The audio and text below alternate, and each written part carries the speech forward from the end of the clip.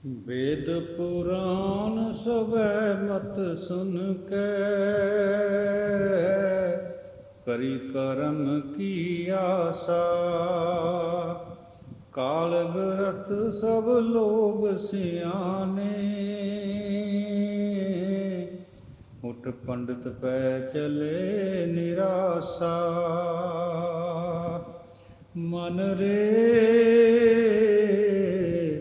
सरयो ना एक काजा, भजयो ना रघुपत राजा।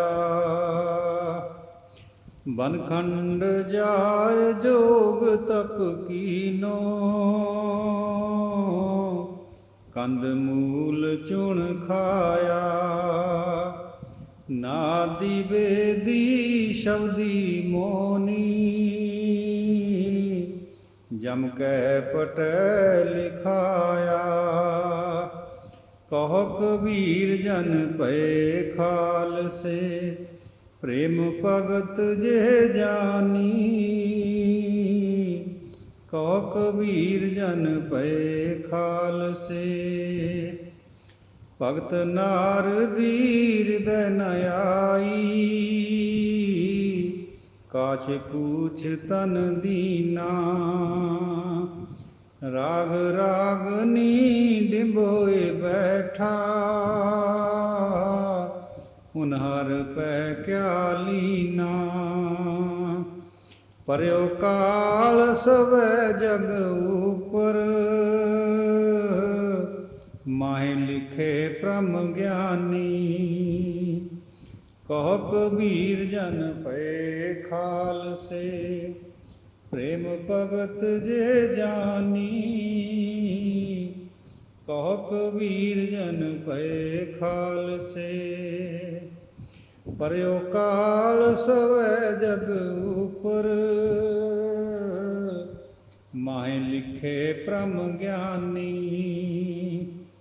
कहो कबीर जन भय खाल से, प्रेम भगत जे जानी। कहो कबीर जन भय खाल से।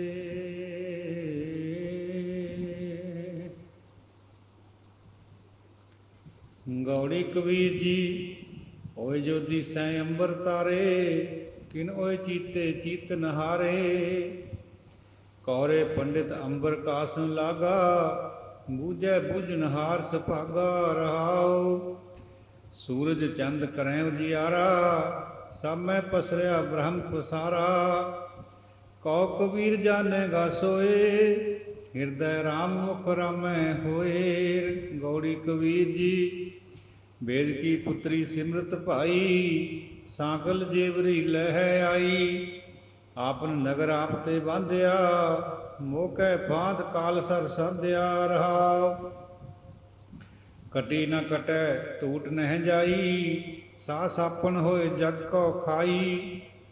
हम देखत जिन सब जग लूटिया, कहो कबीर मह राम कै छूटिया। हम देखत जिन सब जग लुटिया, कहो कबीर मैं राम कह छूटिया। ਗੁਰਾਂ ਦੀ ਸਾਜੀ ਨੂੰ ਅੱਜ ਪਿਆਰੀ ਸਾਧ ਸੰਗਤ ਜੀਓ, ਅਸੀਸ ਬਖਸ਼ੀਸ਼ ਦੇ ਦਾਤੇ ਗੁਰੂ ਸਾਹਿਬ ਜੀਓ, ਧੰਨ ਧੰਨ ਸ੍ਰੀ ਗੁਰੂ ਗ੍ਰੰਥ ਸਾਹਿਬ ਜੀ, ਸਾਰਿਆਂ ਨੂੰ ਫਤਿਹ ਬੁਲਾਈ ਜਾਂਦੀ ਦਾਸ ਵੱਲੋਂ। ਵਾਹਿਗੁਰੂ ਜੀ ਕਾ ਖਾਲਸਾ, ਵਾਹਿਗੁਰੂ ਜੀ ਕੀ ਫਤਿਹ। ਸਾਧ ਸੰਗਤ ਜੀਓ, ਕੱਲ੍ਹ ਦੇ ਸ਼ਬਦ 'ਚ 2 ਸਤਰਾਂ ਰਹਿ ਗਈਆਂ ਸੀਗੀਆਂ। ਕਹੋ ਕਬੀਰ ਜੋ ਜਾਣੈ ਭਿਓ, ਮਨ ਮਧੂਸੂਦਨ ਤਿਰ ਭਵਨ ਦਿਓ। ਕਬੀਰ ਜੀ ਫਰਮਾਉਂਦੇ ਆ ਵੀ ਜਿਹਨੇ ਇਸ ਭੇਦ ਨੂੰ ਜਾਣ ਲਿਆ, ਕਿਹੜਾ? ਇਹ ਮਨ ਹੀ ਮਧੂਸੂਦਨ ਹੈ। ਮਧੂ ਇੱਕ ਦੈਂਤ ਹੋਇਆ, ਸੂਦਨ ਮੈਨੇ ਮਾਰਨ ਵਾਲਾ, ਵਿਸ਼ਨੂੰ ਨੂੰ ਕਿਹਾ ਜਾਂਦਾ ਅਸਲ 'ਚ ਮਧੂਸੂਦਨ।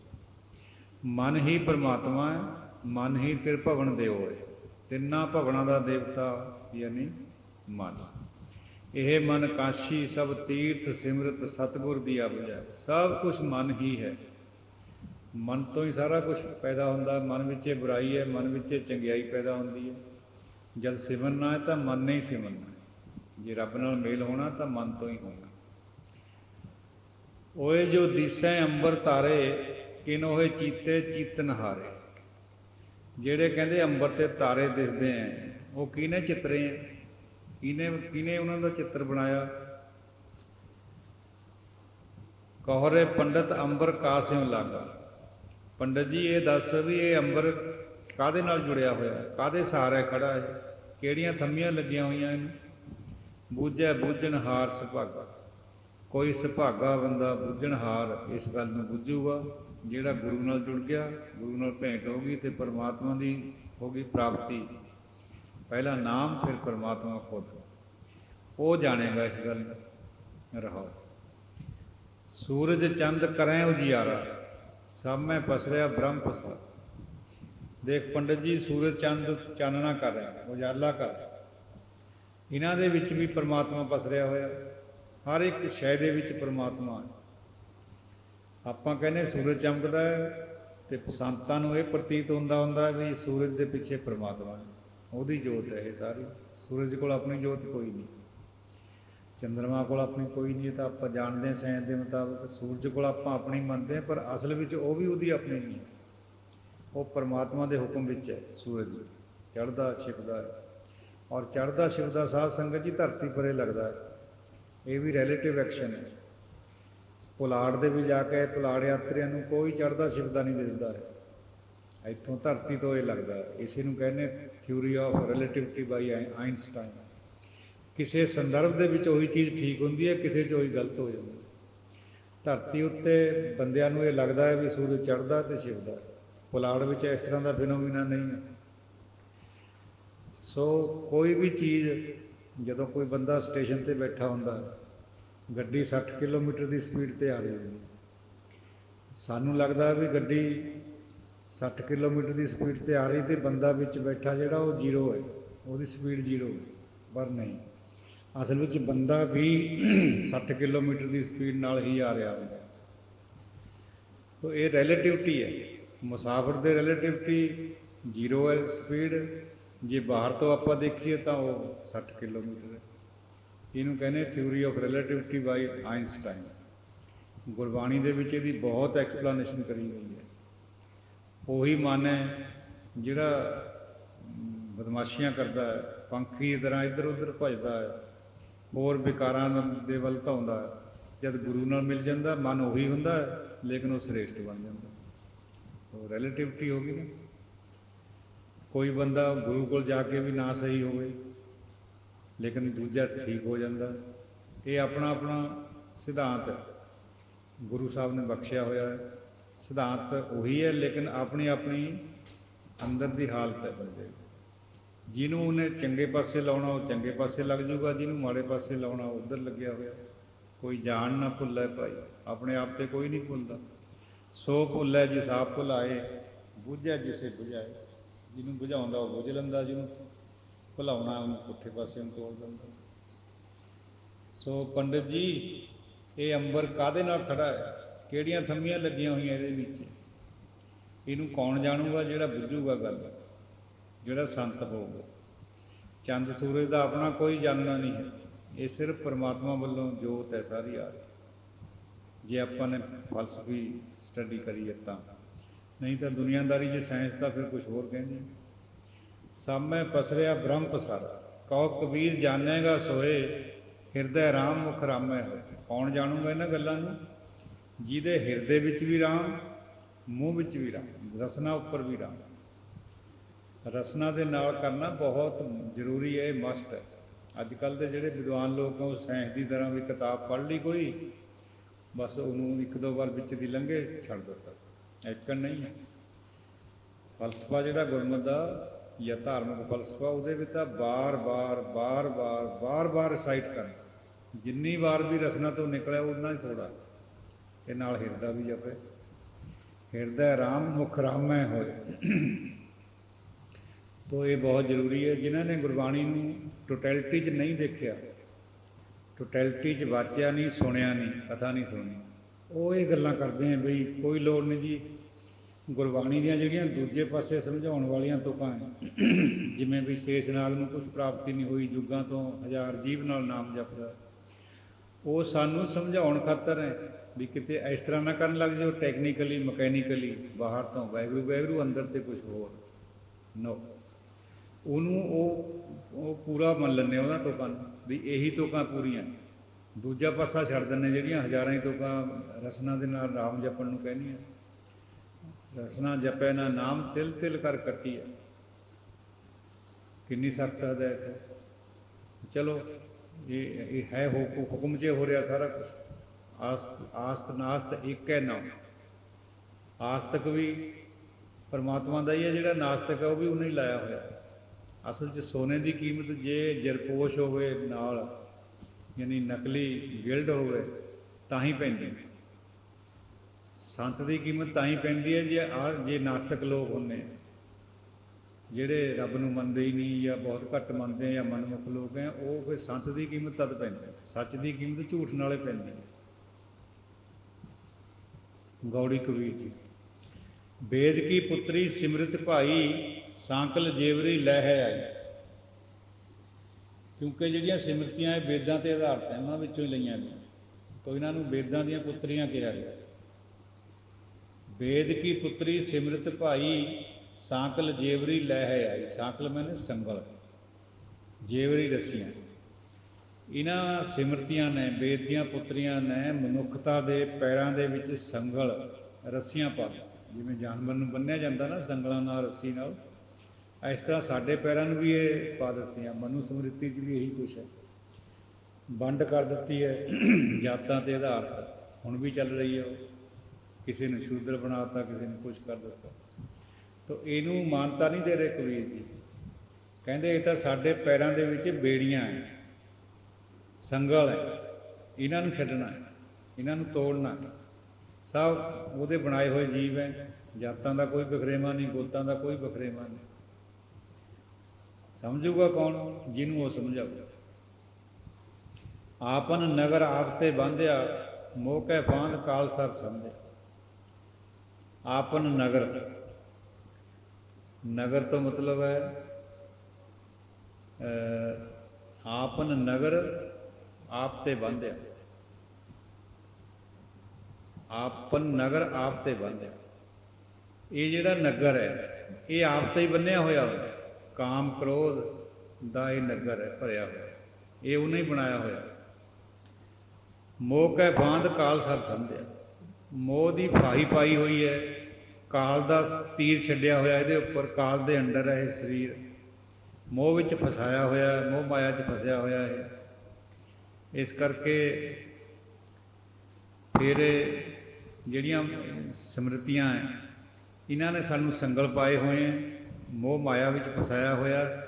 ਬੰਦਾ ਇਹਨਾਂ ਤੋਂ ਨਿਕਲ ਨਹੀਂ ਸਕਦਾ। ਰਹਾਓ ਕੱਟੀ ਨਾ ਕੱਟੇ ਟੂਟ ਨਾ ਜਾਈ। ਨਾ ਤਾਂ ਕੱਟੀ ਹੋਈ ਕੱਟਦੀ ਹੈ, ਨਾ ਟੁੱਟਦੀ ਹੈ। ਸਾ ਸਾਪਣ ਹੋਏ ਜਗ ਕੋ ਪਾਈ। ਕਿਹੜੀ ਚੀਜ਼ ਨਹੀਂ ਕੱਟਦੀ? ਮਾਇਆ। ਇਹ ਮਾਇਆ ਉਹਨੇ ਆਪਣੇ ਹੁਕਮ 'ਚ ਪਾਈ ਹੋਈ ਹੈ। ਨਾ ਇਹ ਕੱਟਦੀ ਹੈ, ਨਾ ਇਹ ਟੁੱਟਦੀ ਹੈ। ਸੱਪਣੀ ਹੋ ਕੇ ਜੱਗ ਨੂੰ ਖਾ ਰਹੀ ਹੈ। ਮਾਇਆ ਹੋਈ ਨਾਗਣੀ ਜਗਤ ਰਹੀ ਲਪਟਾ।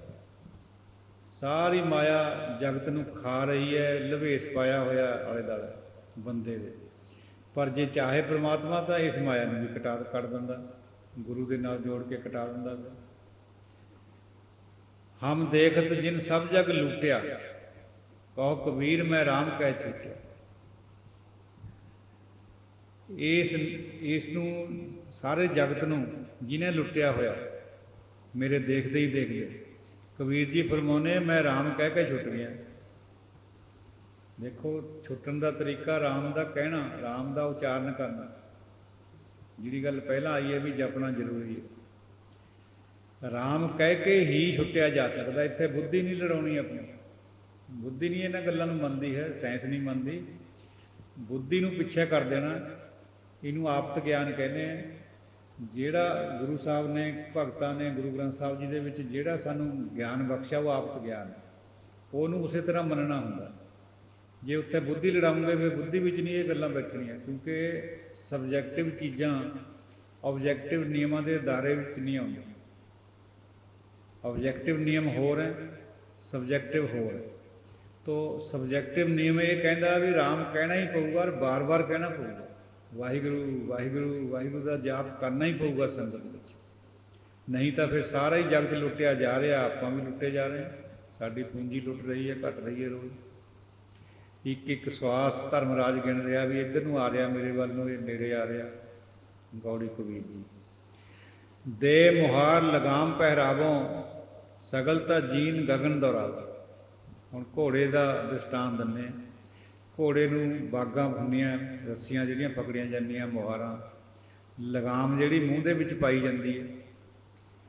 ਦੇ ਮੁਹਾਰ ਲਗਾਮ ਪਹਿਰਾਵਾ, ਇਹ ਪਾ ਕੇ ਕਹਿੰਦੇ ਮਨ ਘੋੜੇ ਨੂੰ, ਤੇ ਜਿਹੜੀ ਕਾਠੀ ਹੈ ਉਹਦੇ ਹੇਠਾਂ ਸਾਰਾ ਕੁਝ ਦੱਬ ਕੇ, ਮਤਲਬ ਵਿਕਾਰਾਂ ਨੂੰ ਉਹਦੇ ਹੇਠ ਕਰਕੇ, ਫਿਰ ਮੈਂ ਇਹਨੂੰ ਗਗਨ 'ਚ ਦੌੜਾਉਣਾ ਘੋੜੇ ਨੂੰ, ਮਤਲਬ ਦਸਮ ਦੁਆਰ ਦੀ ਸੈਰ ਕਰਦਾ। ਆਪਣੇ ਵਿਚਾਰ ਸਵਾਰੀ ਕੀਜੈ, ਸਹਿਜ ਕੈ ਪਾਵੜੈ ਪਗ ਧਰ ਲੀਜੈ। ਕਹਿੰਦੇ ਆਪਣੇ ਵਿਚਾਰ ਵਿੱਚ ਸਵਾਰੀ ਕਰ ਫਿਰ। ਉਹ ਜਿਹੜਾ ਦੂਜਾ ਵਿਚਾਰ ਹੈ ਗੁਰਮਤਿ ਵਾਲਾ, ਉਹਦੇ ਰਾਹੀਂ ਅਸਵਾਰੀ ਕਰ, ਔਰ ਜਿਹੜਾ ਸਹਿਜ ਦਾ ਪਾਵੜਾ ਹੈ ਉਹਦੇ 'ਚ ਪੈਰ ਧਰ। ਹੁਣ ਤਾਂ ਘੋੜੇ ਦੀ ਰਕਾਬ 'ਚ ਪੈਰ ਦ੍ਰਿਸ਼ਟਾਂਤ ਤਾਂ ਬਾਹਰ ਲਾ, ਲੇਕਿਨ ਅਸਲ ਵਿੱਚ ਸਹਿਜ ਦਾ ਪਾਵੜਾ। ਸਹਿਜ ਕਿਆ ਹੈ? ਜੋ ਸਨਾਤਨਤਾ ਸੀ ਬੰਦੇ ਦੀ, ਜਦੋਂ ਪੇਟ ਵੀ ਸੀਗਾ, ਰੱਬ ਨਾਲ ਜੁੜਿਆ ਵਾ ਸੀਗਾ, ਮਾਇਆ ਨੇੜੇ ਵੀ ਨਹੀਂ ਸੀਗੀ, ਉਸੇ ਹਾਲਤ ਵਿੱਚ ਆ ਜਾ, ਗੁਰੂ ਕਰੂਗਾ ਇਹ ਬਾਤ। ਸਹਿਜ ਕੈ ਪਾਵੜੈ ਪਗ ਧਰ ਲੀ। ਜੇ ਸਹਿਜ ਵਿੱਚ ਆ ਜਾਏਗਾ ਫਿਰ ਤੈਨੂੰ ਇਹ ਸਾਰੀ ਅਵਸਥਾ ਪ੍ਰਾਪਤ ਹੋਊਗੀ। ਰਹੋ ਚੱਲ ਰਹੇ ਬੈਕੁੰਠ ਤੁਝੈ ਲੈ ਤਾਰਾਂ। ਉਹ ਘੋੜੇ, ਉਹ ਮਨਾ, ਚੱਲ ਮੈਂ ਤੈਨੂੰ ਬੈਕੁੰਠ ਦੀ ਸੈਰ ਕਰਾਵਾਂ। ਬੈਕੁੰਠ ਜਿੱਥੇ ਵਿਸ਼ਨੂੰ ਦਾ ਨਿਵਾਸ ਹੈ, ਯਾਨੀ ਸਵਰਗ ਕਹਿ ਲਓ। ਪਰ ਗੁਰਬਾਣੀ ਨੇ ਇਹਨੂੰ ਮਾਨਤਾ ਨਹੀਂ ਦਿੱਤੀ ਬੈਕੁੰਠ ਨੂੰ, ਸਿਰਫ ਹਵਾਲੇ।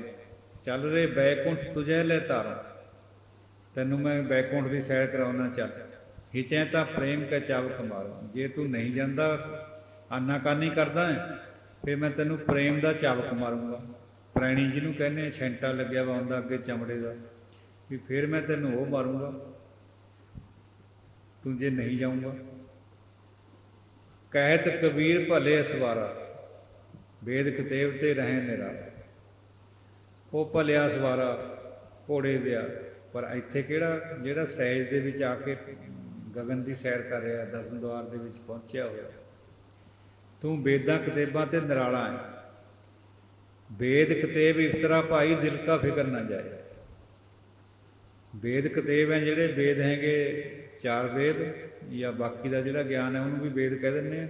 ਕਤੇਬ ਹੈਗੇ ਜਿਹੜੀਆਂ ਸਾਮੀ ਪੁਸਤਕਾਂ ਹੈ, ਤੌਰੇਤ, ਅੰਜੀਲ ਵਗੈਰਾ, ਕੁਰਾਨ, ਇਹਨਾਂ ਤੋਂ ਬਿਲਕੁਲ ਨਿਰਾਲਾ ਹੈ। ਜੋ ਕੁਛ ਇਹਨਾਂ ਦੇ ਵਿੱਚ ਹੈ ਤੇਰਾ ਉਸ ਤੋਂ ਬਿਲਕੁਲ ਅਲੱਗ ਹੈ। ਦੇਖੋ ਬਹੁਤ ਵੱਡੀ ਬਾਤ ਕਹੀ ਹੋਈ ਹੈ ਗੁਰਬਾਣੀ ਵਿੱਚ। ਵੇਦ ਸ਼ਾਸਤਰ ਗਿਆਨ ਦਿੰਦੇ ਆ, ਪਰ ਇਹਦਾ ਮਤਲਬ ਇਹ ਵੀ ਨਹੀਂ ਹੈ ਵੀ ਇਹ ਬਿਲਕੁਲ ਬੇਕਾਰ ਹੈ। ਐਸੀ ਗੱਲ ਨਹੀਂ ਕਹੀ ਗੁਰਬਾਣੀ ਕਰਾਂ ਨੇ। ਇਹਨਾਂ ਦੇ ਵਿੱਚ ਆਤਮਿਕ ਗਿਆਨ ਬਹੁਤ ਹੈ। ਇੱਕ ਹੁੰਦਾ ਦੁਨਿਆਵੀ ਗਿਆਨ, ਇੱਕ ਹੁੰਦਾ ਆਤਮਿਕ ਗਿਆਨ, ਤੇ ਇੱਕ ਹੁੰਦਾ ਹੈ ਗੋਹਜ ਗਿਆਨ, ਯਾਨੀ ਬ੍ਰਹਮ ਗਿਆਨ। ਗੁਰੂ ਗ੍ਰੰਥ ਸਾਹਿਬ ਜੀ ਵਿੱਚ ਗੋਹਜ ਗਿਆਨ ਹੈ, ਬ੍ਰਹਮ ਗਿਆਨ ਹੈ। ਵੇਦਾਂ ਕਤੇਬਾਂ ਦੇ ਵਿੱਚ ਗੁਰਬਾਣੀ ਅਨੁਸਾਰ, ਗੁਰਬਾਣੀ ਕਾਰਾਂ ਅਨੁਸਾਰ ਆਤਮਿਕ ਗਿਆਨ ਹੈਗਾ। ਇਸ ਕਰਕੇ ਗੁਰਬਾਣੀ 'ਚ ਕਿਤੇ ਕਿਤੇ ਜ਼ਿਕਰ ਵੀ ਆ ਜਾਂਦਾ, ਵੇਦ ਕਤੇਬ ਕਹੋ ਮਤ ਝੂਠੇ, ਝੂਠਾ ਜੋ ਨਾ ਵਿਚਾਰੇ। ਫਿਰ ਬੰਦੇ ਨੂੰ ਸਮਝ ਨਹੀਂ ਆਉਂਦੀ ਵੀ ਇੱਕ ਪਾਸੇ ਗੁਰਬਾਣੀ ਇਹਨਾਂ ਦੀ ਵਡਿਆਈ ਕਰਦੀ ਹੈ, ਇੱਕ ਪਾਸੇ ਇਹਨਾਂ ਦਾ ਖੰਡਨ ਕਰਦੀ ਹੈ। ਚਾਰੇ ਵੇਦ ਕਥੈ ਆਕਾਰ, ਤੀਨ ਅਵਸਥਾ ਕਹੈ ਵਿਗਿਆਨ, ਤੁਰਿਆ ਅਵਸਥਾ ਸਤਿਗੁਰ ਤੇ ਹਰਿ ਜਾਣ। ਇਹ ਵੇਦਾਂ ਨੂੰ ਤਿੰਨਾਂ ਗੁਣਾਂ ਦਾ ਪਤਾ ਹੈ। ਜਿਹੜਾ ਚੌਥਾ ਗੁਣ ਹੈ ਤੁਰਿਆ, ਉਹ ਕੇਵਲ ਗੁਰੂ ਨੂੰ ਪਤਾ ਹੈ, ਸੰਤ ਨੂੰ ਪਤਾ। ਕਿਉਂਕਿ ਸਾਧ ਕੀ ਮਹਿਮਾ ਵੇਦ ਨਾ ਜਾਣੈ, ਜੇਤਾ ਸੁਣੈ ਤੇਤਾ ਵਖਿਆਨੈ। ਸਾਧੂ ਦੀ ਉਪਮਾ ਬਹੁਤ ਹੁੰਦੀ ਹੈ, ਗੁਰੂ ਦੀ ਉਪਮਾ ਦਾ ਕੋਈ ਲੇਖਾ ਨਹੀਂ ਹੈ। ਵੇਦ ਕਤੇਬ ਉਹਨੂੰ ਨਹੀਂ ਜਾਣ ਸਕਦੇ, ਕਿਉਂਕਿ ਵੇਦ ਕਤੇਬ ਰਿਸ਼ੀਆਂ ਦੇ ਲਿਖੇ ਹੋਏ ਹੈ, ਜਿਹੜੇ ਕਿ ਬ੍ਰਹਮ ਗਿਆਨੀ ਨਹੀਂ ਸੀਗੇ, ਆਤਮਿਕ ਗਿਆਨੀ ਸੀ। ਤੋ ਇਹਨਾਂ ਨੂੰ ਉੱਥੇ ਰੱਖਿਆ ਹੋਇਆ ਜਿੱਥੇ ਦੇ ਯੋਗ ਹੈ ਇਹ ਸ਼ਾਸਤਰ। ਇੱਕ ਹੁੰਦਾ ਦੁਨਿਆਵੀ ਗਿਆਨ, ਉਹ ਦੁਨਿਆਵੀ ਗਿਆਨ ਆਪਾਂ ਰੋਜ਼ ਪੜ੍ਹਦੇ ਸੁਣਦੇ ਹਾਂ ਸਕੂਲਾਂ ਦੇ ਵਿੱਚ, ਉਹੀ ਕੁਛ ਹੈ। ਗੌੜੀ ਕਬੀਰ ਜੀ। ਜਿਹੇ ਮੁਖ ਪੰਚੋਂ ਅੰਮ੍ਰਿਤ ਖਾਏ, ਤੇਹ ਮੁਖ ਦੇਖਤ ਲੂਕਟ ਲਾਏ। ਕਹਿੰਦੇ ਜਿਹੜੇ ਪੰਜੇ ਅੰਮ੍ਰਿਤ ਮੁਖ ਦੇ ਰਾਹੀਂ ਖਾਣਾ ਹੈ, ਪੰਜ ਅੰਮ੍ਰਿਤ ਕਿਹੜੇ ਆ? ਦੁੱਧ, ਦਹੀਂ, ਘਿਓ, ਖੰਡ, ਸ਼ਹਿਦ, ਇਹਨਾਂ ਨੂੰ ਪੰਜ ਅੰਮ੍ਰਿਤ ਕਿਹਾ ਜਾਂਦਾ। ਮੁੱਖ ਦੇ ਰਾਹੀਂ ਤੂੰ ਇਹ ਪੰਜੇ ਖਾਨਾ ਹੈ। ਇਸੇ ਮੁੱਖ ਨੂੰ ਦੇਖਦੇ ਹੀ ਦੇਖਦੇ ਲੂਕਟ ਲੱਗ ਜਾਣਾ, ਅਗਨੀ ਲਾਂਬੂ ਲੱਗ ਜਾਣਾ। ਸਿਵਿਆਂ ਦੇ ਵਿੱਚ ਲਿਜਾ ਕੇ ਸਭ ਤੋਂ ਪਹਿਲਾਂ ਸਿਰ ਵੱਲੋਂ, ਮੁੱਖ ਵੱਲੋਂ ਅੱਗ ਦਿੱਤੀ ਜਾਂਦੀ ਹੈ। ਤਾਂ ਜਦੋਂ ਸਿਰ ਵੱਲੋਂ ਅੱਗ ਦਿੱਤੀ ਜਾਂਦੀ ਹੈ ਤਾਂ ਉਹ ਦ੍ਰਿਸ਼ਟਾਂਤ ਦੇ ਰਹੇ ਕਬੀਰ ਜੀ ਵੀ ਤੂੰ ਖਾਨਾ ਹੈ ਨਾ ਪੰਜੇ ਅੰਮ੍ਰਿਤ ਬਹੁਤ ਪ੍ਰੇਮ ਦੇ ਨਾਲ, ਪਰ ਤੈਨੂੰ ਅਗਨੀ ਮੂੰਹ ਕਰਨੀ ਤੇ ਸਿਰ ਕਰਨੀ ਤੇ ਦੇਣੀ ਹੈ। ਤੇਰੇ ਆਪਣਿਆਂ ਨੇ ਹੋਸ਼ ਕਰ, ਜਾਗ ਜਾ। ਇੱਕ ਦੁੱਖ ਰਾਮ ਰਾਏ ਕਾਟੋ ਮੇਰਾ, ਅਗਨ ਦਹਿ ਅਰ ਗਰਭ ਬਸੇਰਾ। ਕਬੀਰ ਜੀ ਫਰਮਾਉਂਦੇ ਪਰਮਾਤਮਾ ਅੱਗੇ ਬੇਨਤੀ ਵੀ ਕਰਦੇ ਹੈ ਵੀ ਮੇਰਾ ਇੱਕ ਦੁੱਖ ਕੱਟ ਦੇ, ਹੇ ਰਾਮ ਰਾਏ ਜੀ, ਹੇ ਵਾਹਿਗੁਰੂ, ਮੇਰਾ ਇਹ ਦੁੱਖ ਕੱਟ। ਕਿਹੜਾ? ਅਗਨ ਦਹਿ, ਇੱਕ ਤਾਂ ਮੈਨੂੰ ਅਗਨ ਸਾੜਦੀ ਹੈ, ਇੱਕ ਗਰਭ ਦਾ ਬਸੇਰਾ ਉਹ ਵੀ ਅਗਨ ਵਰਗਾ ਹੈ। ਮੇਰੇ ਆਹ ਦੁੱਖ ਕੱਟ ਦੇ, ਮੈਨੂੰ 84 ਤੋਂ ਬਚਾ ਲੈ। ਰਹਾਓ ਕਾਇਆ ਵਿਭੂਤੀ ਬਹੁ ਵਿਧ ਭਾਂਤੀ, ਕੋ ਜਾਰੇ ਕੋ ਗੱਡ ਲੈ ਮਾਟੀ। ਕਹਿੰਦੇ ਕਾਇਆ ਨੂੰ ਬਹੁਤ ਤਰ੍ਹਾਂ ਖੁਆਰ ਕਰਿਆ ਜਾਂਦਾ ਹੈ, ਬਹੁਤ ਵਿਧੀਆਂ ਰਾਹੀਂ ਇਹ ਵਿਭੂਤੀ ਹੈ। ਕੋਈ ਗੱਡ ਦਿੰਦਾ, ਕੋਈ ਜਾਲ ਦਿੰਦਾ, ਕੋਈ ਧਰਤੀ ਵਿੱਚ ਕਬਰ ਵਿੱਚ ਉਤਾਰ ਦਿੰਦਾ ਸਰੀਰ ਨੂੰ, ਕੋਈ ਜਾਲ ਦਿੰਦਾ। ਬਲਕਿ ਗੁਰਬਾਣੀ 'ਚ ਇੱਕ ਦੋ ਜਗ੍ਹਾ ਹੋਰ ਇਹ ਵੀ ਜ਼ਿਕਰ ਆਉਂਦਾ ਵੀ ਕਈਆਂ ਨੂੰ ਖੂਹ ਦੇ ਵਿੱਚ ਵੀ ਲਟਕਾ ਦਿੱਤਾ ਜਾਂਦਾ ਵੀ ਕਾਂ ਕੁੱਤੇ ਜਾਂ ਜਾਨਵਰ ਖਾ ਜਾਣੇ। ਕਈਆਂ ਨੂੰ ਪਾਣੀ 'ਚ ਵੀ ਰੋੜ ਦਿੱਤਾ ਜਾਂਦਾ। ਕਹੋ ਕਬੀਰ ਹਰ ਚਰਨ ਦਿਖਾਵੋ, ਪਾਛੇ ਤੇ ਜਮ ਕਿਉਂ ਨਾ ਪਠਾਵੋ। ਕਬੀਰ ਜੀ ਅਰਜ਼ੋਈ ਕਰਦੇ ਹੈ, ਗੁਜ਼ਾਰਿਸ਼ ਕਰਦੇ ਹੈ, ਹੇ ਵਾਹਿਗੁਰੂ ਮੈਨੂੰ ਆਪਣੇ ਚਰਨ ਦਿਖਾ, ਮੈਂ ਤੇਰੇ ਚਰਨਾਂ ਨਾਲ ਜੁੜਿਆ ਰਹਾਂ। ਔਰ ਜਿਹੜਾ ਜਮ ਹੈ ਉਹਨੂੰ ਮੇਰੇ ਪਿੱਛੇ ਤੋਂ ਹਟਾ ਦੇ, ਜਮਾਂ ਨੂੰ ਮੇਰੇ ਤੋਂ ਦੂਰ ਕਰ। ਜਿੱਥੇ ਪਰਮਾਤਮਾ ਉੱਥੇ ਜਮ ਨਹੀਂ ਹੋ ਸਕਦੇ। ਜਮ ਦਾ ਮਤਲਬ ਹੈ ਮੌਤ। ਜਿੱਥੇ ਸੰਤ ਹੈ, ਜਿਹੜਾ ਅਸਲੀ ਸੰਤ ਹੈ, ਉੱਥੇ ਜਮ ਨਹੀਂ, ਮੌਤ ਨਹੀਂ ਹੁੰਦੀ, ਉਹ ਅਮਰ ਹੁੰਦੇ ਹਮੇਸ਼ਾ। ਗੌੜੀ ਕਬੀਰ ਜੀ। ਆਪੇ ਪਾਵਕ ਆਪੇ ਪਵਨਾ, ਜਾਰੈ ਖਸਮ ਤਾਂ ਰਾਖੈ ਕਵਨਾ। ਕਹਿੰਦੇ ਆਪੇ ਉਹ ਅੱਗ ਹੈ, ਆਪੇ ਉਹ ਪੌਣ ਹੈ। ਪੌਣ ਜਿਹੜੀ ਅੱਗ ਨੂੰ ਮਚਾਉਂਦੀ ਹੁੰਦੀ, ਹਿਲਾਰੇ ਦਿੰਦੀ ਹੈ। ਜੇ ਖਸਮੇ ਜਾਲਣਾ ਚਾਹੇ ਕਿਸੇ ਨੂੰ ਤਾਂ ਰੱਖੂਗਾ ਕੌਣ? ਕਿਉਂਕਿ ਆਪੇ ਉਹ ਅੱਗ ਹੈ, ਆਪੇ ਉਹ ਹਵਾ ਹੈ, ਫੇਰ ਨਹੀਂ ਕੋਈ ਬਚਾਓ ਹੈ। ਰਾਮ ਜਪਤ ਤਨ ਜਰ ਕੀ ਨਾ ਜਾਏ। ਜੇ ਰਾਮ ਨੂੰ ਜਪਦਿਆਂ ਜਪਦਿਆਂ ਤਨ ਹੈ ਜਿਹੜਾ, ਫਿਰ ਇਹ ਜਲਦਾ ਨਹੀਂ ਹੈ। ਜੇ ਰਾਮ ਜੀ ਨਹੀਂ ਹੈ ਜਪਣਾ, ਫਿਰ ਇਹ ਤਨ ਨੇ ਜਲਣਾ ਹੀ ਜਲਣਾ, ਕਿਉਂਕਿ ਜਾਲਣ ਵਾਲਾ ਵੀ ਤਾਂ ਉਹੀ ਹੈ। ਜੇ ਉਹਨੂੰ ਜਪ ਲੂੰਗੇ ਫਿਰ ਨਹੀਂ ਜਲੇਗਾ। ਬੇਸ਼ੱਕ ਤਨ ਜਲ ਜਾਏ, ਇਹ ਵੀ ਅਰਥ ਕਰਦੇ ਵੀ ਬੇਸ਼ੱਕ ਤਨ ਜਲ ਜਾਏ ਪਰ ਰਾਮ ਦਾ ਜਪਣਾ ਜਾਰੀ ਰੱਖਣਾ। ਮਤਲਬ ਕਿੰਨਾ ਹੀ ਸੰਕਟ ਆ ਜਾਏ ਫਿਰ ਵੀ ਉਹਨੂੰ ਯਾਦ ਕਰਨਾ। ਰਾਮ ਨਾਮ ਚਿੱਤ ਰਿਹਾ ਸਮਾਏ।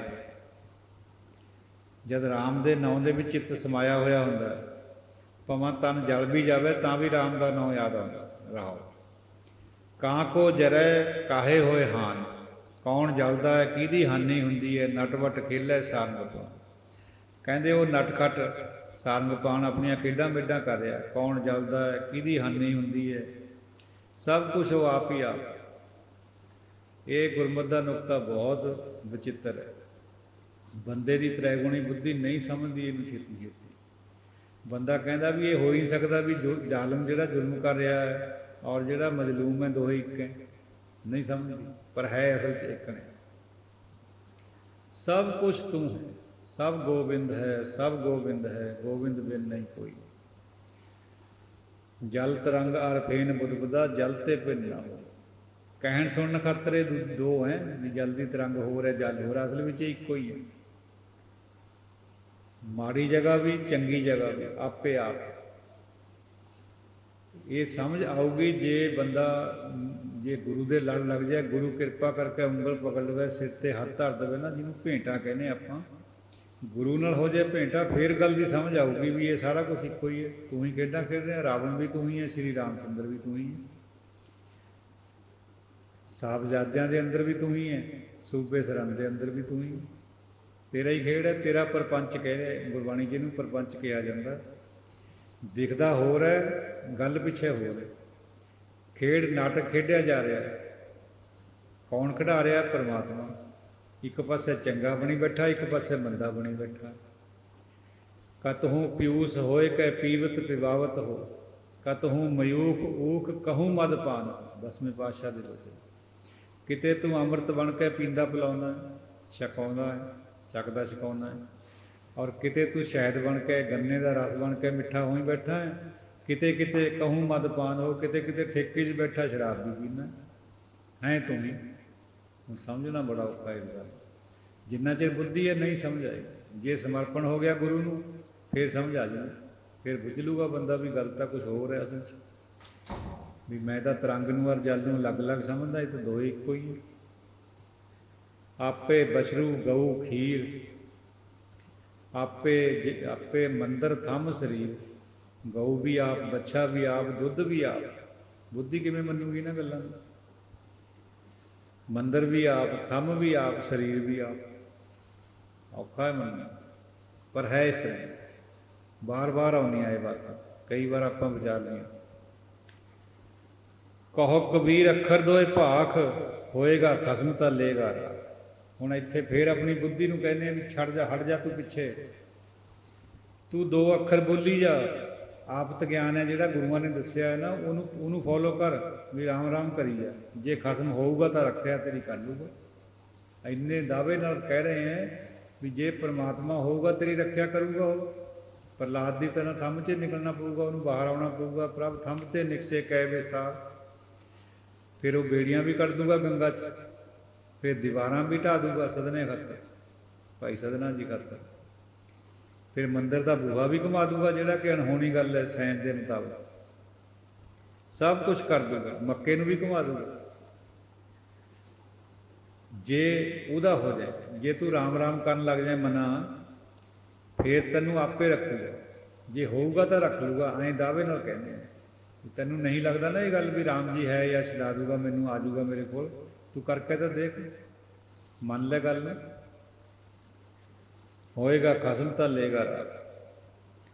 गौड़ी कबीर जी दुख दे, ना मैं जोग ध्यान चित लाया, बिन विराग ना छूट समाया। कहते ना तो मैं जोग ध्यान करिया, चित्त लाया उहदे च, चित्त ना लाने करके विराग नहीं होया, तो फिर माया किवें छुटूगी? बिना विराग तो माया छुटती कोई नहीं है। कैसे जीवन होए हमारा, इत्थे ये तो ये भाव नहीं ले लेना भी कबीर जी कोई जोग ध्यान आसन करन दी कोई सेध दे रहे हैं या हुक्म कर रहे हैं। नो नो, गुरबाणी का जोग ध्यान संगत विच बैठ के नाम जपना, यही कुंडलनी सुलझनी है, यही ईड़ा पिंगला है, सब कुछ यही है। इन्हां दे उत्ते जुदी विचार कई बार हो भी चुकी है, फिर भी हो जूगी। कैसे जीवन होए हमारा, जब ना होए राम नाम आधारा। जिन्ना चिर साडे जीवन का आसरा राम नाम है ही नहीं, नाम ही नहीं है, असीं नाम विच विश्वास ही नहीं करते, फिर साडा जीवन किस तरह सिमर जूगा? नहीं सिमरे। रहो कहो कबीर खोजो आसमान। कबीर जी फरमाने हैं भी मैं आसमान नूं खोजदा, पर राम समान ना देखो। मैं दूर तक देख लिया, कई आकाश देख ले, पर राम दे नाम वर्गा कोई नहीं हो रहा। बस राम का नाम राम वर्गा ही है। कहवे को शोभा नहीं देखा ही परवान। नाम जी ने जिहदे अंदर आ गया, नाम नाल जुड़ गया, वो ही जान सकता, दूजे नूं उहदे बारे नहीं पता। कहते मैं तो बथेरा देख लिया आले दुआले, राम के बराबर कोई चीज़ नहीं हो रही। एक साखी भी आउंदी साध संगत जी कबीर जी नाल जुड़ी हुई। कोई कबीर जी की गैरहाजरी च बंदा आया, वो कबीर जी के जिहड़े घरों सीगे माता लोई, उन्होंने कोई सवाल करिया, वो कहती भाई 3 बारी राम कहो। उन्हें कहा, वह काम हो गया। जब कबीर जी को पता लग्या, कबीर जी ने इस गल का बुरा मनाया भी लोई तो 3 बार क्यों कहा, राम तो एक बारी बहुत है। राम का कहना तो एक बारी बहुत निगर है। कहने का भाव है भी राम बहुत शक्तिशाली है। तो जिन्हों नाम की सुरत आ गई, वो तो फिर नाम नूं ही बड़ा करता, दुनिया नूं छड़ जाता, पिछे हटाना। गौड़ी कबीर जी जे सिर रच रच बांधत पाग, सो सिर चुंच सवारें काल। आ समझण वाली नुकता है साध संगत जी। जिन्हां सिरां दे उपर रच रच के पग बंधा है, वो सिर ਕਾਵਾਂ ਦੀ ਚੁੰਝ ਨੇ ਸਵਾਰਨੇ, मतलब ਕਾਵਾਂ ਨੇ ਠੁੰਗਾ ਮਾਰਨੀਆਂ। ਜਿਹੜਾ ਤੂੰ ਇੰਨਾ ਆਪਣੀ ਮੈਂ ਦਾ ਖਿਆਲ ਕਰ ਰਿਹਾ ਨਾ ਵੀ ਮੇਰੀ ਪੱਗ ਨਾ ਲੈ ਜਾਏ, ਮੇਰੀ ਪੱਗ ਇੱਜ਼ਤ ਹੈ ਮੇਰੀ, ਇਹ ਹਉਮੈ ਕਰਕੇ ਜਿਹੜਾ ਕਰਦਾ ਬੰਦਾ ਉਹਦੀ ਗੱਲ ਹੋ ਰਹੀ ਹੈ, ਵੈਸੇ ਨਹੀਂ ਹੈ। ਵੈਸੇ ਤਾਂ ਦਸਵੇਂ ਪਾਤਸ਼ਾਹ ਨੇ ਸਾਨੂੰ ਦਸਤਾਰ ਬਖਸ਼ੀ ਹੈ, ਪਹਿਨਣੀ ਹੈ। ਦਸਤਾਰ ਖਾਤਰ ਪੌਂਟੇ ਸਾਹਿਬ ਦੇ ਵਿੱਚ ਯੋਗਤਾਵਾਂ ਪਰਖਣ ਖਾਤਰ ਪੱਗਾਂ ਦਸਤਾਰਾਂ ਬਣਾ ਬਣਾ ਕੇ ਕੰਪੀਟੀਸ਼ਨ ਕਰਿਆ ਜਾਂਦਾ ਹੁੰਦਾ ਸੀਗਾ ਦਸਵੇਂ ਪਾਤਸ਼ਾਹ ਦੇ ਸਮੇਂ। ਹੁਣ ਵੀ ਹੁੰਦਾ, ਬਹੁਤ ਜਗ੍ਹਾ ਕਰਦੇ ਲੋਕ ਵੀ ਬੱਚਿਆਂ ਨੂੰ ਸੋਝੀ ਰਹੇ ਦਸਤਾਰ ਦੀ। ਨਹੀਂ ਤਾਂ ਫਿਰ ਅੱਜ ਕੱਲ੍ਹ ਦਾ ਵਾਤਾਵਰਨ ਆਪ ਦੇਖ ਹੀ ਰਹੇ ਵੀ ਕੰਨਾਂ 'ਚ ਮੁੰਦਰਾਂ, ਸਿਰ ਕਟਾਏ ਹੋਏ, ਵਾਲ ਕੇਸ, ਇਹੋ ਜਿਹਾ ਹਾਲ ਹੋ ਰਿਹਾ। ਤਾਂ ਉਸ ਪੱਖ ਤੋਂ ਉਹ ਪੱਖ ਦੂਜਾ ਹੈ, ਇਹ ਪੱਖ ਜੁਦਾ ਹੈ ਜਿਹੜਾ ਹਉਮੈ ਵਾਲਾ। ਕਬੀਰ ਜੀ ਕਹਿ ਰਹੇ ਵੀ ਤੈਨੂੰ ਲੱਗਦਾ ਨਾ ਹਰ ਵਕਤ ਵੀ ਮੇਰੀ ਰਹਿੰਦੀ ਨਹੀਂ, ਮੇਰੀ ਇੱਜ਼ਤ ਨਹੀਂ, ਮੇਰੀ ਆਏ ਨਹੀਂ, ਮੇਰਾ ਉਹ ਨਹੀਂ, ਸਾਰਾ ਦਿਨ ਮੈਂ ਮੇਰੀ ਪੱਗ ਨੂੰ ਨਾ ਦਾਗ ਲੱਗ ਜਾਏ। ਇਹ ਤਾਂ ਚੁੰਝਾਂ ਨੇ ਸਵਾਰਨਾ ਕਾਮਾਂ ਦੀਆਂ ਨੇ, ਇਹਨੂੰ ਖਾਣਾ ਹੈ। ਇਹ ਵਰਜਿਆ ਹੋਇਆ ਬੰਦੇ ਨੂੰ ਵੀ ਹਉਮੈ ਤੋਂ ਪਾਸੇ ਹਟ ਜਾ, ਨਾ ਕਰ ਬਹੁਤੀ ਉੱਚਾ ਨਾ ਦੇਖ, ਨੀਵਾਂ ਹੋ ਜਾ, ਵਿਨਮਰ ਹੋ ਜਾ। ਇਸ ਤਨ ਧਨ ਕੋ ਕਿਆ ਗਰਬਈਆ, ਕਹਿੰਦੇ ਇਹ ਸਰੀਰ ਦਾ ਜਿਹੜਾ ਪੈਸਾ ਧੇਲਾ ਧਨ ਹੈ, ਇਹਦਾ ਕਿਆ ਗਰਵ ਕਰਦਾ ਤੂੰ? ਰਾਮ ਨਾਮ ਕਾਹੇ ਨਾ ਦ੍ਰਿੜੀਆ, ਤੂੰ ਕਾਹਤੇ ਨਹੀਂ ਰਾਮ ਦੇ ਨਾਂ ਨੂੰ ਅੰਦਰ ਦ੍ਰਿੜ ਕਰਦਾ? ਕਹਿੰਦਾ ਤਾਂ ਤੂੰ ਹੈ ਗਾਏ ਬਗਾਏ ਕਦੇ ਨਾ ਕਦੇ, ਪਰ ਦ੍ਰਿੜ ਕਰ ਲੈ, ਪੱਕਾ ਕਰ ਲੈ ਅੰਦਰ, ਕਹੀ ਜਾ ਰਹਾਓ। ਕਹਿਤ ਕਬੀਰ ਸੁਣੋ ਮਨ ਮੇਰੇ, ਇਹੀ ਹਵਾਲ ਹੋਏਗੇ ਤੇ। ਉਹ ਮੇਰੇ ਮਨਾ ਸੁਣ ਲੈ ਇਹ ਗੱਲ, ਤੇਰਾ ਵੀ ਇਹੀ ਹਾਲ ਹੋਣਾ ਜੇ ਹਉਮੈ 'ਚ ਕੁਛ ਵੀ ਕਰੇਗਾ। ਮੈਂ, ਮੇਰਾ, ਆਈ, ਮਾਈ, ਮਾਈਨ, ਇਹ ਸਾਰਾ ਹੀ ਮੈਂ ਮੇਰੀ ਹੈ, ਹੋਰ ਕੁਛ ਨਹੀਂ। ਇਹਦੀ ਸਮਝ ਸੰਗਤ ਵਿੱਚ ਪਊਗੀ, ਪੂਰੇ ਗੁਰੂ ਤੋਂ ਪਊ। ਗੌੜੀ ਗੁਆਰਵੀ ਕੇ ਪਦੇ 35, ਇੱਥੇ 35 ਪਦੇ ਗੌੜੀ ਗੁਆਰਵੀ ਰਾਗ ਦੇ ਸਮਾਪਤ ਹੋ ਗਏ। ਤੋ ਸਾਧ ਸੰਗਤ ਜੀ, ਉਹ ਸਮਾਪਤੀ ਕਰੀਏ ਆਪਾਂ। ਕਹਿਤ ਕਬੀਰ ਸੁਨੋ ਮਨ ਮੇਰੇ, ਇਹੀ ਹਵਾਲ ਹੋਏਗੇ ਤੇਰੇ। ਤੇਰੇ ਸਿਰ ਪਰ ਵੀ ਠੁੰਗਾਂ ਵੱਜਣੀਆਂ ਕਾਵਾਂ ਦੀਆਂ। ਇਹ ਇੱਕ ਦ੍ਰਿਸ਼ਟਾਂਤ ਹੈ ਸਾਧ ਸੰਗਤ ਜੀ। ਬੁੱਧੀ ਤਾਂ ਇਹ ਵੀ ਕਹਿ ਸਕਦੀ ਹੈ ਵੀ ਜਿਹੜਾ ਬੰਦਾ ਸਰੀਰ ਜਾਲ ਦਿੱਤਾ ਉਹਦੇ ਠੁੰਗਾਂ ਕਿੱਥੇ ਵੱਜਣਗੀਆਂ। ਇਹ ਮੁਸਲਮਾਨੀ ਸ਼ਰ੍ਹਾ ਹੈ, ਕਿਉਂਕਿ ਉੱਥੇ ਮੁਰਦਿਆਂ ਨੂੰ ਦਬਾਇਆ ਜਾਂਦਾ ਹੈ, ਅਤੇ ਕਈ ਵਾਰ ਮੁਰਦੇ ਨੰਗੇ ਵੀ ਹੋ ਜਾਂਦੇ, ਕੁੱਤੇ ਵਗੈਰਾ ਵੀ ਕੱਢ ਲੈਂਦੇ ਬਾਹਰ, ਫਿਰ ਉਹਨੂੰ ਕਾਂ ਕੁੱਤੇ ਖਰਾਬ ਕਰਦੇ। ਇੱਕ ਮਿਸਾਲ ਹੈ ਮਰੇ ਹੋਏ ਨੂੰ ਕਿਵੇਂ ਕਾਂ ਠੁੰਗਾ ਮਾਰਦੇ। ਇਹ ਟੈਕਨੀਕਲੀ ਜੇ ਕੋਈ ਕਹੇ ਵੀ ਹਿੰਦੂ ਧਰਮ ਵਿੱਚ ਤਾਂ ਜਲਾਏ ਜਾਂਦੇ, ਸਿੱਖ ਵੀ ਜਲਾਉਂਦੇ ਮੁਰਦਿਆਂ ਨੂੰ, ਉੱਥੇ ਤਾਂ ਠੁੰਗਾ ਮਾਰਨ ਦਾ ਸਵਾਲ ਹੀ ਨਹੀਂ, ਜਿਹੜਾ ਜਲ ਗਿਆ ਖਤਮ ਹੋ ਗਿਆ। ਇਹਦਾ ਜਿਹੜਾ ਪਿਛਲਾ ਭਾਵ ਹੈ ਉਹ ਸਮਝਣਾ ਹੁੰਦਾ ਗੁਰਬਾਣੀ ਦਾ। ਬੁੱਧੀ ਨਹੀਂ ਡਰਾਉਣੀ ਗੁਰਬਾਣੀ ਦੇ ਨਾਲ, ਬਿਲਕੁਲ। ਬੁੱਧੀ ਨਾਲ ਜੇ ਤਾਂ ਵਿਵੇਕ ਹੈਗਾ ਹੈ ਫਿਰ ਤਾਂ ਠੀਕ ਹੈ, ਫਿਰ ਤਾਂ ਸਮਝ ਆ ਜਾਊਗੀ। ਨਹੀਂ ਬੁੱਧੀ ਨਾਲ ਸਮਝ ਆਉਣੀ ਉਹ ਕੋਈ ਨਹੀਂ, ਸਗੋਂ ਬੁੱਧੀ ਐਂ ਕਹੂਗੀ ਵੀ ਇਹ ਗਲਤ ਲਿਖਿਆ ਹੋਇਆ। ਗੁਰੂ ਸਾਹਿਬ ਨੂੰ ਵੀ ਗਲਤ ਕਹੂ, ਕਿਉਂਕਿ ਮੈਂ ਅੰਦਰ ਵੀ ਮੈਂ ਠੀਕ ਹੈ। ਬੁੱਧੀ ਵਿੱਚ ਮੈਂ ਹੁੰਦੀ ਹਮੇਸ਼ਾ ਹਉਮੈ ਕਰਕੇ, ਇਸ ਕਰਕੇ ਉਹ ਸਹੀ ਨਹੀਂ ਹੁੰਦੀ। ਧਾਰਮਿਕ ਜਿਹੜਾ ਫਲਸਫਾ ਉਹ ਬਿਲਕੁਲ ਆਲ ਟੂਗੈਦਰ ਡਿਫਰੈਂਟ ਹੈ। ਇਹਦਾ ਦੁਨੀਆਦਾਰੀ ਨਾਲ ਕੋਈ ਮੇਲ ਨਹੀਂ ਹੈ। ਦੁਨੀਆ ਦੇ ਵਿੱਚ ਰਹਿੰਦੇ ਹੋਏ ਹੀ ਇਹ ਕਮਾਉਣਾ ਹੈ। ਇੱਥੇ ਵੀ ਪਹਿਲਾਂ ਸਵਾਲ ਉੱਠਦੇ, ਬਹੁਤ ਸਾਰੇ ਸ਼ੰਕੇ ਉੱਠਦੇ ਵੀ ਮਾਇਆ 'ਚ ਰਹਿੰਦੇ ਹੋਏ ਕਿੱਕਣ ਧਰਮ ਕਮਾ ਲੂਗਾ ਬੰਦਾ, ਸੰਸਾਰ ਵਿੱਚ ਗ੍ਰਸਤੀ ਕਰਦੇ ਹੋਏ ਕਿੱਕਣ ਨਾਮ ਜਪੂਗਾ। ਪਰ ਗੁਰਬਾਣੀ ਦਾ ਫਰਮਾਨ ਹੀ ਇਹੀ ਹੈ ਵੀ ਕਰਨਾ ਹੀ ਹੈ ਇਸ ਤਰ੍ਹਾਂ, ਗ੍ਰਸਤੀ ਵੀ ਕਰਨੀ ਹੈ। ਇਹ ਉਹਦਾ ਹੁਕਮ ਹੈ, ਡਿਊਟੀ ਵਜਾਉਣੀ ਹੈ, ਆਪਣੀ ਫਰਜ਼ ਪੂਰੇ ਕਰਨੇ, ਬੱਚੇ ਨੂੰ ਪਾਲਣਾ ਵੀ ਹੈ, ਪੋਸ਼ਣਾ ਵੀ ਹੈ, ਲੇਕਿਨ ਦੂਰੀ ਵੀ ਬਣਾ ਕੇ ਰੱਖਣੀ ਹੈ। ਮੈਂ ਮੇਰੀ ਨਹੀਂ ਕਰਨੀ ਵੀ ਮੇਰਾ ਇਹ ਸਭ ਕੁਝ ਕਰੂਗਾ, ਮੇਰਾ ਬੱਚਾ ਬੜਾ ਹੋਊਗਾ ਫਿਰ ਮੇਰੀ ਸੇਵਾ ਕਰੂਗਾ। ਇਹ ਭਾਵਨਾ ਤਾਂ ਹੁੰਦੀ ਹੈ ਮਾਂ ਬਾਪ ਦੇ ਅੰਦਰ, ਪਰ ਉਹਦੇ ਨਾਲ ਜੁੜਨਾ ਨਹੀਂ, ਅੰਦਰ ਤੋਂ ਰਸਣਾ ਨਹੀਂ। ਰਸਣਾ ਕਹਿੰਦੇ ਇਸ ਚੀਜ਼ ਨੂੰ। ਰੋਟੀ ਪਾਣੀ ਛਕਣਾ ਹੈ ਲੇਕਿਨ ਰਸਣਾ ਨਹੀਂ ਹੈ। ਸਭ ਕਿਸਮ ਦਾ ਜੋ ਮਹਾਰਾਜ ਨੇ ਦਿੱਤਾ ਛਕੋ, ਪਰ ਉਹਨੂੰ ਰਸ ਨਾ ਬਣੋ। ਮਿੱਠਾ ਵੀ ਰਸ ਹੈ ਸਾਧ ਸੰਗਤ ਜੀ।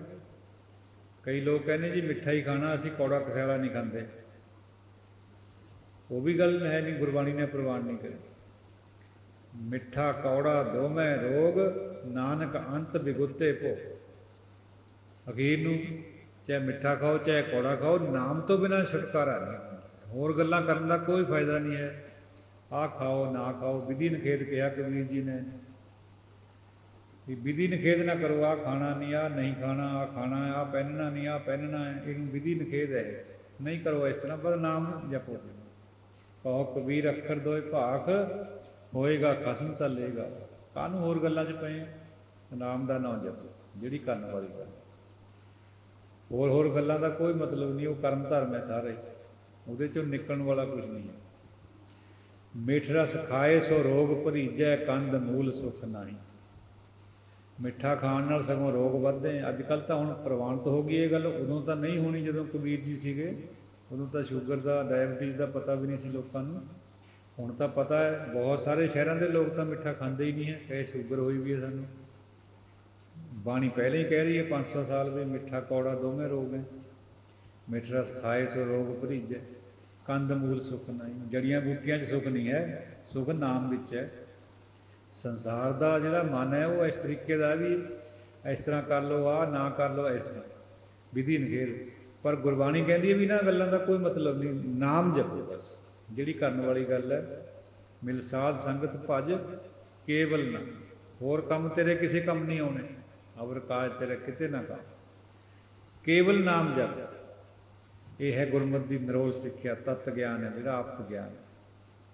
ਜੇ ਮਹਾਰਾਜ ਕਿਰਪਾ ਕਰੇ ਤਾਂ ਸਮਝ ਆ ਜਾਂਦੀ ਹੈ, ਨਹੀਂ ਤਾਂ ਸੁਣ ਕੇ ਫਿਰ ਦੂਜੇ ਪਾਸੇ ਨੂੰ ਕੰਨ 'ਚ ਨੂੰ ਕੱਢ ਦਿੰਦਾ ਬੰਦਾ।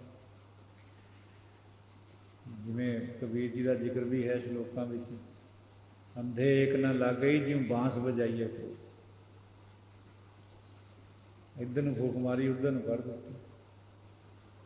ਸੋ ਸਾਧ ਸੰਗਤ ਜੀ, ਉਹ ਵਿਚਾਰਾਂ ਦੀ ਸਮਾਪਤੀ ਕਰੀਏ। ਕੋਈ ਵੀ ਅਪਸ਼ਬਦ ਦੀ ਖੇਮਾ ਵਿਆਖਿਆ ਕਰਦੇ ਹਾਂ, ਵਰਣਨ ਕਰਦੇ ਹਾਂ, ਅਪਟਰਾਲ ਬੁੱਧੀ ਹੋਵੇ ਨਾ, ਜਿੰਨੇ ਕਿ ਗੁਰੂ ਨੇ ਬਖਸ਼ਿਸ਼ ਕਰੀ, ਚਰਨਾਂ ਦਿੱਤਾ, ਉਨੀ ਕੁ ਆਪ ਜੀ ਨਾਲ ਸਾਂਝੀ ਕਰੀਏ। ਬਾਕੀ ਹੋਰ ਕਿੰਨਾ ਕੁਛ ਹੈ ਕੋਈ ਪਤਾ ਨਹੀਂ, ਕਿਉਂਕਿ ਸਾਗਰ ਦਾ ਅੰਤ ਮੱਛੀ ਨਹੀਂ ਪਾ ਸਕਦੀ। ਇੱਕ ਚਮਚੇ ਦਾ ਜਿਹੜਾ ਜਲ ਹੈ ਉਹ ਸਮੁੰਦਰ ਦੀ ਥਾਂ ਨਹੀਂ ਲੈ ਸਕਦਾ। ਹਾਂ, ਮਿਲ ਸਕਦਾ ਉਹਦੇ 'ਚ, ਜੇ ਕਿਰਪਾ ਕਰ ਦੇਵੇ ਉਹ ਵੀ ਤਾਂ, ਅਦਰਵਾਈਜ਼ ਨਹੀਂ, ਆਪਣੇ ਵੱਲੋਂ ਨਹੀਂ ਮਿਲ ਸਕਦਾ। ਜੇ ਅਸੀਂ ਕਹੀਏ ਵੀ ਅਸੀਂ ਉਂਗਲੀ ਫੜ ਲਾਂਗੇ ਉਹਦੀ, ਇਹ ਬਹੁਤ ਉਲਟ ਨਜ਼ਰੀਆ, ਇਹ ਸੰਸਾਰੀ ਗੱਲ ਹੈ। ਗੱਲ ਇਹ ਹੈ ਵੀ ਉਹ ਸਾਡੀ ਉਂਗਲੀ ਫੜੇ। ਜਿਵੇਂ ਮੇਲੇ 'ਚ ਬੱਚਾ ਜੇ ਬਾਪ ਦੀ ਉਂਗਲੀ ਫੜੀ ਹੋਵੇ, ਜਦ ਗੁਆਰੇ ਪਰ ਨਿਗਾਹ ਜਾਣੀ, ਉਹਨੇ ਛੱਡ ਕੇ ਜਦੇ ਭੱਜ ਲੈਣਾ ਭੀੜ 'ਚ, ਐਕਸੀਡੈਂਟ ਹੋ ਜਾਏਗਾ, ਕੋਈ ਮਿਸ ਹੈਪਨਿੰਗ ਹੋ ਜਾਊਗੀ। ਜੇ ਬਾਪ ਨੇ ਉਂਗਲੀ ਫੜੀ ਵੀ ਹੋਵੇ ਫਿਰ ਨਹੀਂ ਬੱਚਾ ਜਾ ਸਕਦਾ। ਇਹੀ ਗੱਲ ਪੰਚਮ ਪਾਤਸ਼ਾਹ ਜੀ ਨੇ ਵਾਰ-ਵਾਰ ਗੁਰਬਾਣੀ 'ਚ ਸਮਝਾਈ ਹੈ। ਬਾਂਹ ਪਕੜ ਪ੍ਰਿਯ ਸੇਜੈ ਆਨੇ, ਕਹਿੰਦੇ ਮੈਂ ਸੇਜ ਪਰ ਜਾਣ ਯੋਗ ਨਹੀਂ ਸੀਗੀ, ਔਰਤ ਦੇ ਰੂਪ 'ਚ ਕਲਪਨਾ ਕਰੀ ਉਹਨਾਂ ਨੇ, ਮੈਨੂੰ ਬਾਂਹ ਤੋਂ ਪਕੜ ਕੇ ਮੇਰੇ ਪਤੀ ਨੇ ਮੈਨੂੰ ਸੇਜ ਪਰ ਲਿਆ, ਫਿਰ ਮੇਰਾ ਸੰਜੋਗ ਹੋਇਆ, ਮਿਲਾਪ ਹੋਇਆ। 2-3 ਜਗ੍ਹਾ ਪਾਤਸ਼ਾਹ ਨੇ ਇਹ ਦ੍ਰਿਸ਼ਟਾਂਤ ਦਿੱਤਾ ਹੋਇਆ, ਔਰਤ ਦਾ ਅਤੇ ਬੰਦੇ ਦਾ, ਖਾਵਨ ਦਾ। ਬੰਦਾ ਜੇ ਚਾਹੇ ਤਾਂ ਔਰਤ ਦਾ ਮਿਲਾਪ ਹੈ, ਜੇ ਬੰਦਾ ਨਾ ਚਾਹੇ ਔਰਤ ਆਪਣੇ ਤੌਰ पर कुछ नहीं कर सकती। तो दो साध संगत जी आ गया अगेन, दोबारा फिर अकीर बुद्धि द्वारा करी गई विचार, कदे भी कुछ भी ये गलत हो सकता है, आप जी माफ़ कर दो बस। वाहिगुरू जी का खालसा, वाहिगुरू जी की